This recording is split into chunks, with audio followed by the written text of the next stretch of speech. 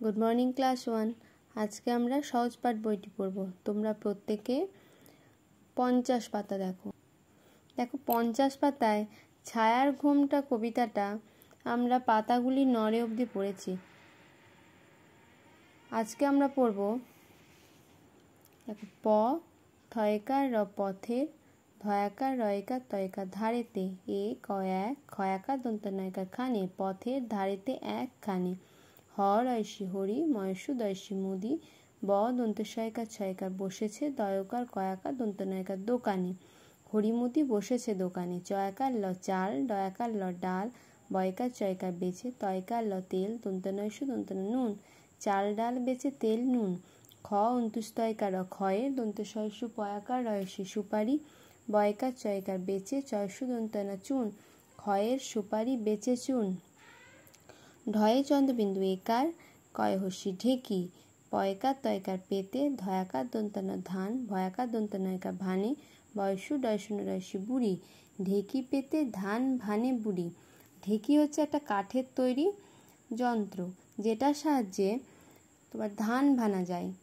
ক্ষয়কার লয়াকার খোলা, পয়কার তয়কার পেতে, খোলা পেতে, ভয়াকার বর্গীর জয়কার ভাজে, খ হস্যই খই, ময়হস্যু ডয়সুন রয়সী মুড়ি, খোলা পেতে ভাজে খই মুড়ি, বয়হস্যি ধয়হস্যু বিধু, গ অন্তুস্ত গয়, লয়াকার দন্তনয়সী লানি, বিধু গয় লানি, ময়াকার অন্তুস্তয়কার মায়ে, পয়কার অন্তুস্ত পই, বিধু গয়লানি মায়ে পই, দন্তেশ্বর কয়াকার ল সকাল, বয়কার লয়াকার অন্তুস্ত বেলায়, গয়কার রয়সী গরু, দয়কার অন্তুস্ত দই, সকাল বেলায় গরু দই।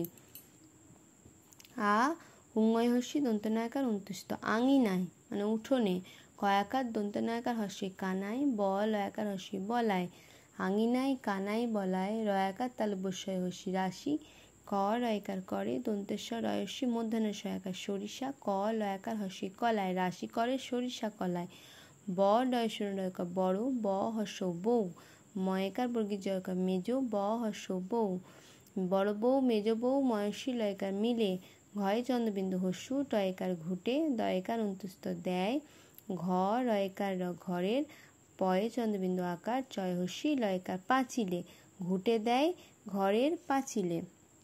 দেখো, পথের ধারেতে একখানে, হরিমুদি বসেছে দোকানে, চাল ডাল বেচে তেল নুন, ক্ষয়ের সুপারি বেচে চুন।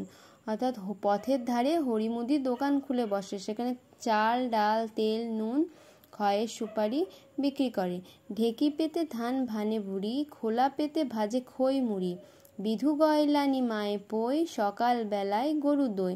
ঢেকি অর্থাৎ একটা কাঠের তৈরি, সেখানে যার সাহায্যে ধান ভানা যায়, সেখানে ঢেকির সাহায্যে ধান ভানে বুড়ি, আর খোলা পেতে খই মুড়ি ভাজা হয়। বিধু গয়লানি সকালবেলায় ছেলেকে নিয়ে গরু দই।